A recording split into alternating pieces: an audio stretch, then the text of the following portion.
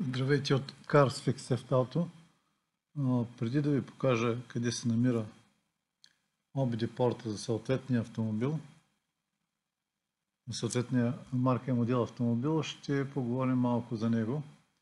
Значи OBD порта се използва за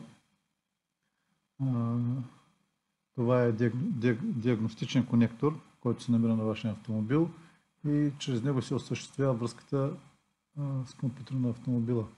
Той позволява сканиране и изтриване на грешки, следение на живи данни на автомобила и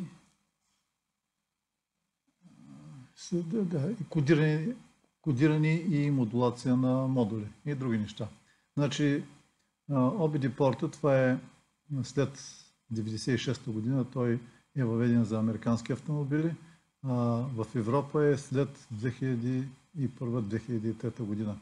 И той е с 16 пина. Значи, накратко можем да обясним как работи той, като чрез него с компютър, с диагностика, свързваме с компютъра на автомобила и през него се следят за грешки, т.е. грешки, които са записани, които са случили по време на движение на автомобила, по време на работа на автомобила и те се записват в компютъра на автомобила и оттам се засичат. И това е лесен начин за събиране на информация от модулите и сензорите, които са в автомобила и по този начин идентифицираме проблема.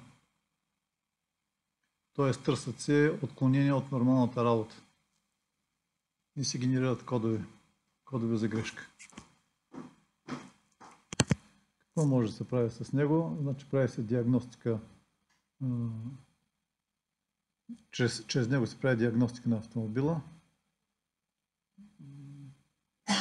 Гледа се в реално време, като се наблюдават параметрите, обороти на двигателя, температура на охлаждаща течност и други неща.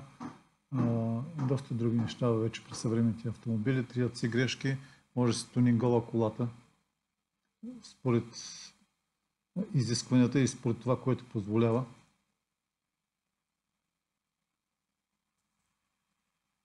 Значи, пак набързо, той е порта е 16 пинов. 16 пинов и в него тук са дадени за различните пинови каква работа вършат те, с какво са свързани. Тези, които пише производител на тях, те са свързани с съответния марка автомобил, дали производителя е въвел нещо специално за тази марка.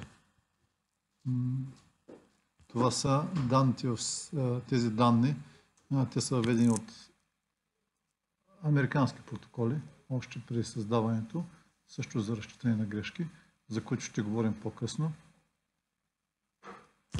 Номер 4 и номер 5 са заземяването на OBD конектора и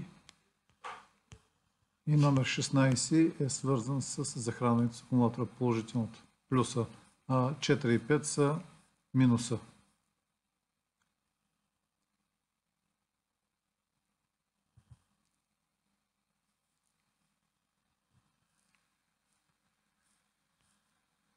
Така може да се погледнат.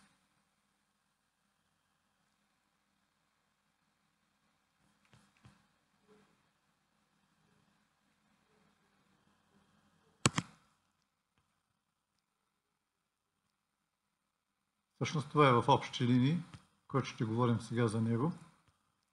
Впоследствие в следващите клипове ще дам основна информация как работят всички тези неща във всеки един пин.